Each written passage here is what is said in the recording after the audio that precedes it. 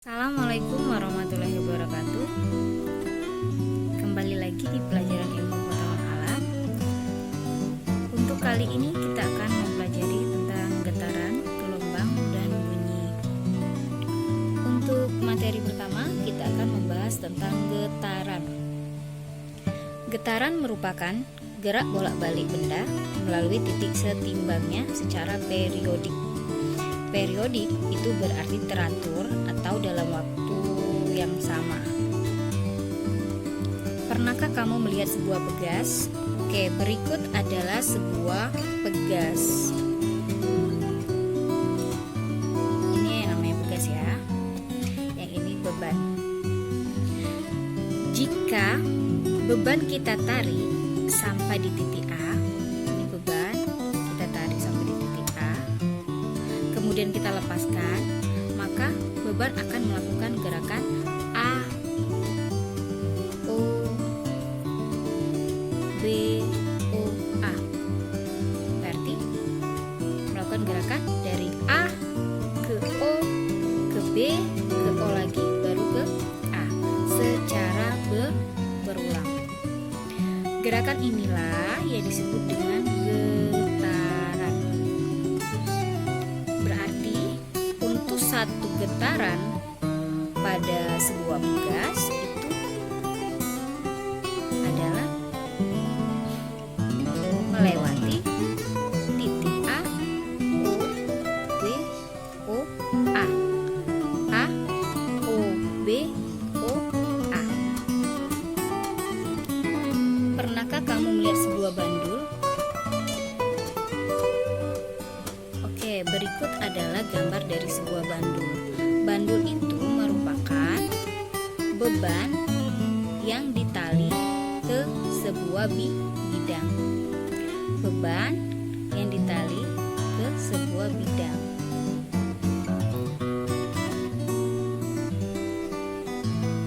Satu getaran adalah gerakan bolak-balik satu lintasan.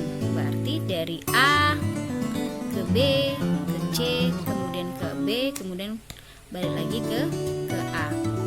Itu dari A, B, ke C, ke B, kemudian balik lagi ke A. Titik seimbang getaran pada bandul adalah titik O. Ini merupakan titik seimbang dari sebuah bandul. Simpangan adalah jarak antara benda yang bergetar dengan titik seimbang. Ini merupakan titik seimbang. Berarti simpangan itu adalah jarak antara benda yang bergetar dengan titik seimbang. Ini berarti ya jaraknya berarti dari A ke D. A ke C. Amplitudo merupakan simpangan terbesar suatu benda yang bergetar. Berarti amplitudo itu merupakan simpangan terbesar dari sebuah benda yang bergetar. Perhatikan di gambar. Tadi AD itu merupakan simpangan, kemudian AC juga merupakan simpangan. Untuk mencari amplitudo, maka kita cari simpangan yang paling besar. Manakah simpangan yang paling besar antara AD sama AC? Berarti simpangan terbesar dari sebuah bandul ini adalah AC. Pada getaran kita kenal dua istilah ya, ada frekuensi dan periode. Jadi untuk selanjutnya kita akan membahas tentang frekuensi dan periode getaran. Frekuensi adalah jumlah getaran yang terjadi dalam satu sekon. Oke, diulangi ya. Frekuensi adalah jumlah getaran yang terjadi dalam satu sekon. Dirumuskan seperti di bawah ini ya. Frekuensi itu simbolnya F kecil.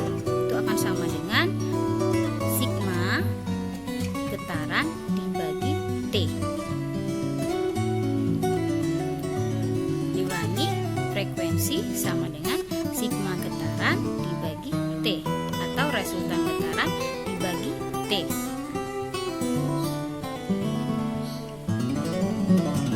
Sigma getaran atau resultan getaran itu adalah jumlah dari getaran.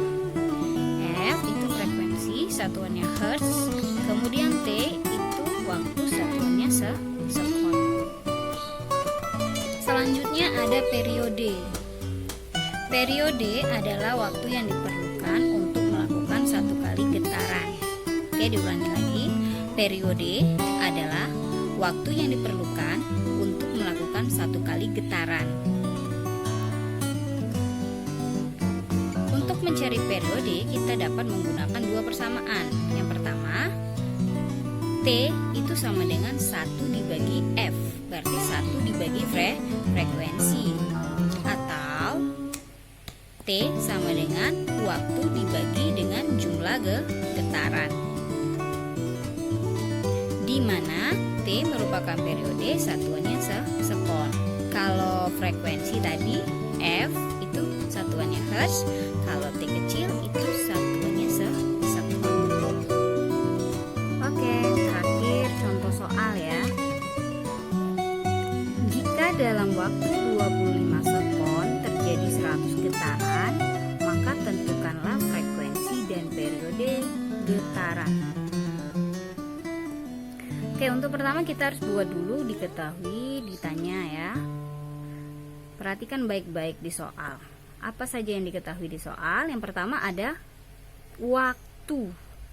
Waktunya itu T sama dengan 25 sekon.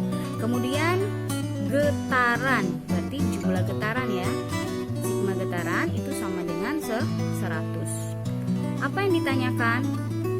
Yang ditanyakan adalah frekuensi dan periode getaran, berarti F dan T. Bagaimana menyelesaikannya?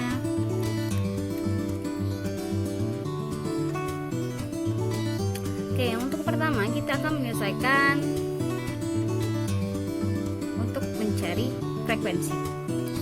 Frekuensi itu simbolnya F ya. F, rumusnya tadi adalah jumlah getaran dibagi dengan waktu.